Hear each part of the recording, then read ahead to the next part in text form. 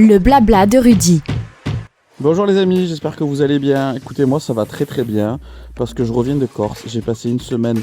Alors j'étais pas en vacances, hein. J'ai joué une semaine en Corse, mais c'était quasiment des vacances, je vous dis la vérité. On jouait le soir, on se baladait la journée. Je suis allé voir le Cap Corse, je suis allé en Balagne. Et comme je suis parti en Corse avec une amie belge, je suis revenu avec l'accent belge et l'accent corse mélangé. C'était très bizarre, j'avais l'impression de manger de la copa avec des frites toute la semaine. Donc c'était quand même assez spécial. Les amis, cette semaine, il y a eu pas mal de trucs qui m'ont fait rire au niveau des actus. Vous savez que j'aime bien vous raconter un petit peu des trucs. Le premier truc qui m'a fait rire, c'était qu'il y a en Bulgarie, il y a une minute de silence qui a été organisée pour un footballeur. Mais un footballeur qui n'est pas mort, ils se sont trompés. Ils ont fait un hommage à un ancien joueur, mais il n'est pas mort le mec. Donc le club bulgare a organisé cette minute de silence en pensant que le joueur était mort, et en fait il n'était pas. Ils se sont rendus compte pendant la minute de silence, et ça j'ai trouvé ça trop marrant. T'imagines la scène, personne ne parle, et écoute, vous êtes sûr qu'il est mort les gars? Attends, viens on l'appelle. Ah, il est pas mort, allez c'est bon, on refait du bruit. Ça c'est quelque chose qui m'a fait beaucoup rire, faire une minute de silence. L'intention était bonne, mais bon, il faut se renseigner avant les gars.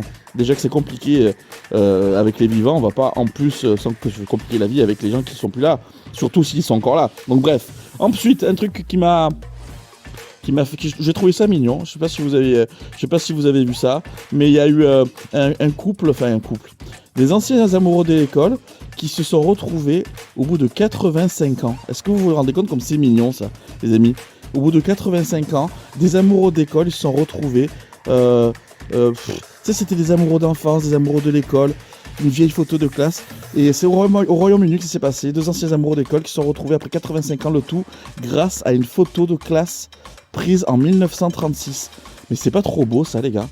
Vous voyez, ça sert à quelque chose de faire les photos de classe. Ça sert pas juste à faire une pose très bizarre pour qu'on se moque de nous une fois qu'on est plus grand, hein. Peut-être qu'on va retrouver notre amour de jeunesse quand on sera plus vieux. Même si on est marié, qu'on a des enfants, on sait pas, hein. On a tous eu une vie avant nos chéris, donc peut-être que ça peut être comme ça peut être marrant. Et la dernière info qui m'a fait rire les amis, alors là je vais vous la lire telle quelle, je suis vraiment désolé, mais je sais pas pourquoi ça m'a fait rire. J'espère que ça va vous faire rire autant que moi. Il y a un chat, c'est un Maine Coon, vous connaissez les chats, les Maine Coon, c'est les gros chats là, ils sont magnifiques ces chats. Et bien il détient le record du monde de la plus grande queue. 50 cm, le chien détient le record de la plus grande queue. Alors je ne sais pas pourquoi ça m'a fait rire. Pourquoi dans les infos que je lis, ils m'ont sorti ça, mais c'est une info qui m'a fait vous rigoler. 46,99 cm, pardon.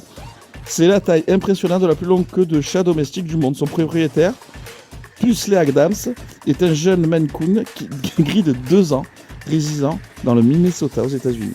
Voilà, les amis. C'est quand même fou, hein.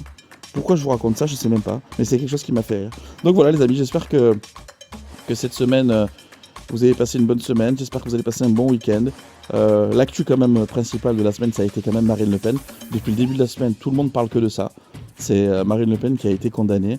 Elle a détourné, je sais pas, 4 millions ou 5 millions d'euros. Mais comment ils font ces gens-là pour détourner autant d'argent? Mais c'est pas possible.